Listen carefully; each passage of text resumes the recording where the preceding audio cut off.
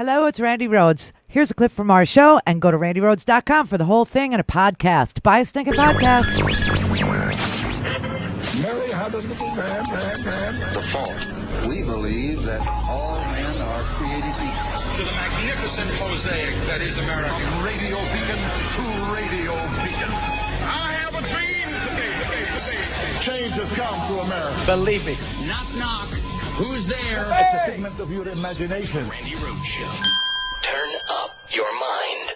Isolated from its closest allies on virtually all of the country's top international challenges.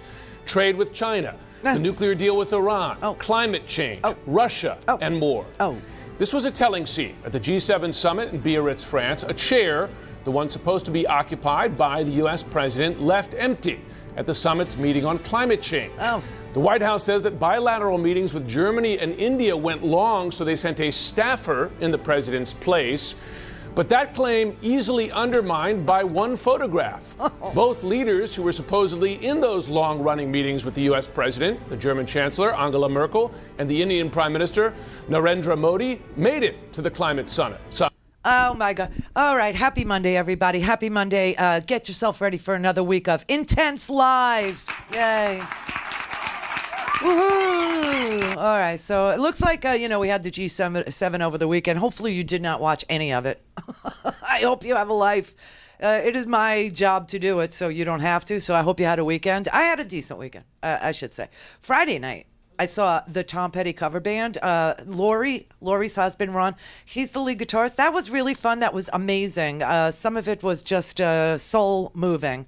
So thank you for having me as your guest. That was fun. And then Saturday, the G Summit, apparently the president of the United States had his own G Summit in his head. He had this whole summit in his head where he just made up crap and declared that it happened, even though photographic evidence shows that it didn't. I don't even know. He didn't go to the climate summit portion. His first story was he didn't go to the climate summit portion because he thought it was a niche thing. Climate change. It's a niche thing, not into it, not interested in it. Then when the empty chair was broadcast, he said, I meant to go to the climate portion, but I got late in a meeting with Angela Merkel and Prime Minister Modi from India. Then a photograph of Angela Merkel and Prime Minister Modi from India was published, and then he said he didn't care. He said that he had sent somebody in his stead. And then this morning, he was asked about what he thought America should be doing in the face of climate change. And he pretty much said, windmills don't work, and I don't give a damn about climate change. About climate change. I know in the past you've harbored some skepticism of a science and climate change. What do you think the world should be doing about climate change, and do you still harbor that skepticism? I feel that the United States has tremendous wealth. The wealth is under its feet. I've made that wealth come alive. Come on. We will soon be exporting. In fact, we're actually doing it now, exporting. But we are now the #1 energy producer in the world, and soon it will be by far, with a couple of pipelines that have not been able to get approved for many, many years. It'll have a huge impact. I was able to get ANWR in Alaska, could be the largest site in the world for oil and gas. I was able to get ANWR approved. Ronald Reagan wasn't able to do it. Nobody was able to do it. They've been trying to do it since before Ronald Reagan. I got it approved. We're the #1 energy producer in the world. Soon it will be by far the #1.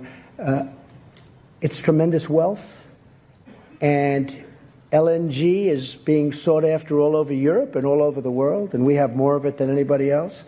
And I'm not going to lose that wealth. I'm not going to lose it on dreams, on windmills, which, frankly, aren't working too well. I'm not going to lose it. So, Josh, in a nutshell, I want the cleanest water on earth. I want the cleanest air on earth. And that's what we're doing.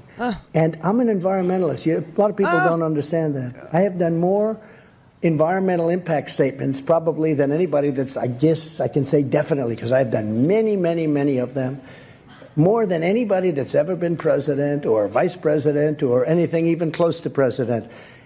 And I think I know more about the environment than most people. Oh, my God. I want clean air. I want clean water. I want a wealthy country. I want a spectacular country with jobs, with pensions, with so many things. And that's what we're getting. So I want to be very careful. At the same time, you weren't called.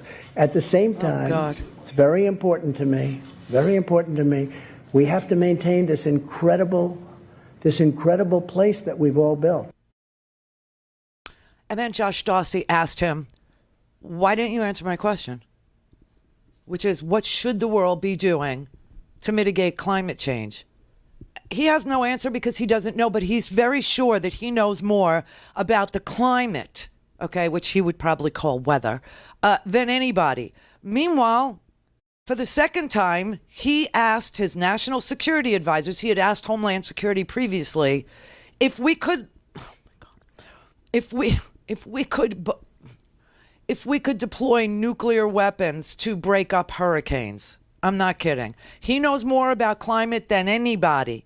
Newark is drinking bottled water. Flint is still drinking bottled water. We've told you about all of the threats of lead that are in drinking water in major cities in Ohio, in Michigan, in New Jersey, all over this country, because Idiot Boy hasn't done anything on infrastructure, and the corrosive water is leaching the lead from the ancient pipes, okay?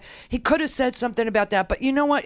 The only takeaway from all this over the weekend is that we need to take him away, like to the funny farm. This was crazy. He had his own G7 summit in his head, in his freaking head, and he wants to bomb hurricanes. I'm not kidding. It is your reporting that the president suggested nuking them, dropping a nuclear bomb inside a hurricane that would blow it apart before it could hit land. And here's the reporting from Axios. The briefer, who heard this, was knocked back on his heels, the source in the room added. You could hear a gnat fart in that meeting, something I've never said before on morning television. You could hear a gnat fart. Say that. Yeah, People were astonished. After the meeting ended, we thought, what the F? What do we do with this? Can you expound on any of this, Margaret? I'm going to try. Yes, this is something that happened in the earlier part of the president's presidency, but that we are finding out about now. And because it's hurricane season and because it's just so fascinating, we thought it was important to report it.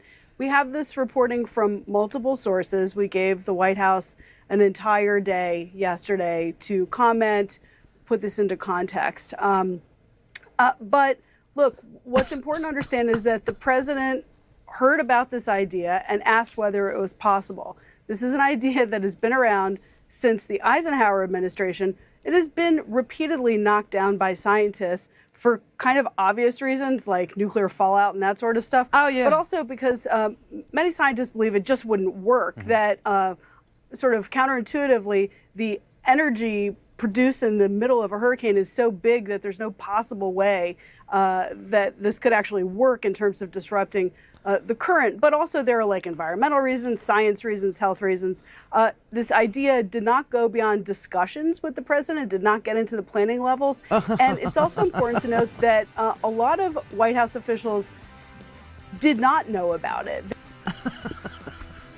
Well, Fox News found out about it, and they're wondering why we can't do it. Because if Donald Trump wants to nuke a hurricane, then Fox News says it's probably a very good idea to nuke a hurricane. Now, that idea has been debunked since 1961, okay? In 1959, some scientists thought maybe it could actually blow the hurricane into the stratosphere. So, you know, it would displace the winds. But in 1961, it was decided, no, that would spread nuclear radiation across the entire field of the hurricane and beyond into the stratosphere. But Donald Trump and Fox News, let's do it.